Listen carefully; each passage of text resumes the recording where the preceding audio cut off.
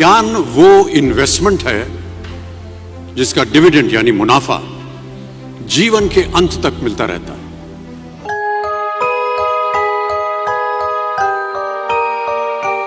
मैं ऐसा मानता हूं कि एक सामान्य जिंदगी जीने के लिए इंसान को रोटी कपड़ा और मकान के अलावा अगर किसी चीज की सबसे ज्यादा जरूरत होती है तो वो है शिक्षा, एजुकेशन।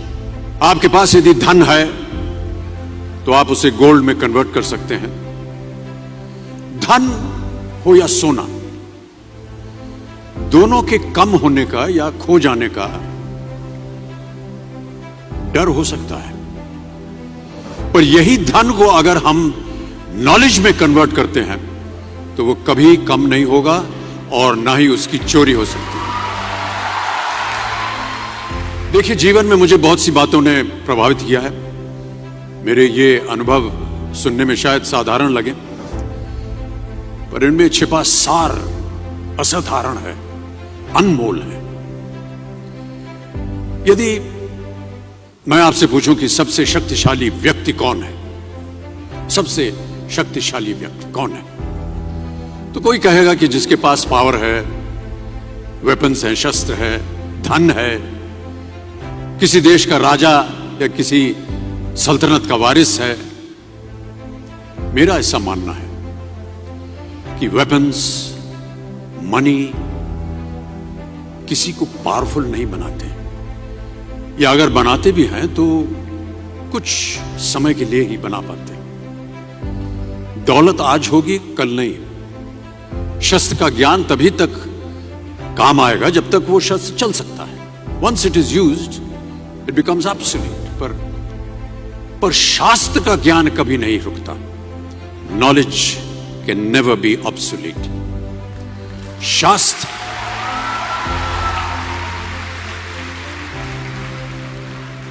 शास्त्र ज्ञान शस्त्र ज्ञान से ज्यादा असरदार, प्रभावशाली और शक्तिशाली होता है।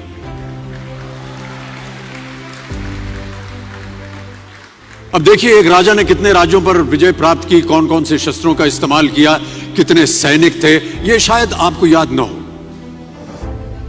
पर जीरो की खोज किसने की,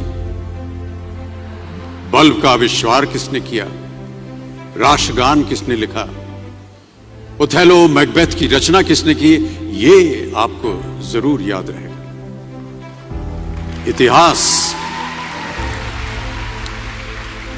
इतिहास गवाह है कि एक राजा अपनी शक्ति के बल पर केवल वहीं तक पूजा जाता है जहां तक उसका साम्राज्य फैला होता है। वो केवल अपनी प्रजा का प्रिय होता है। पर अपने ज्ञान की कीर्ति फैलाने वाले Albert Einstein, William Shakespeare, Rabindranath Tagore सिर्फ अपनी जन्मभूमि में ही नहीं बल्कि पूरे विश्व में पूजे जाते हैं। संपूर्ण मानव जाति के लिए वो प्रेरणा स्रोत बनते हैं। ज्ञान का धनी व्यक्ति हमेशा ही सम्मान और आदर योग्य होता है, क्योंकि ज्ञान वो कवच है, वो शील्ड है जो आपके जीवन में आने वाली कठिनाइयों से आपकी रक्षा करेगा। फिर किसी भी शस्त्र की आपको आवश्यकता नहीं होगी। दो चीजें इंसान यदि अपने जीवन में एक बार सीख लेता है तो वो उसे कभी भूलता नहीं। एक है तैरना, स्विमिंग, दूसरा है साइकिल चलाना।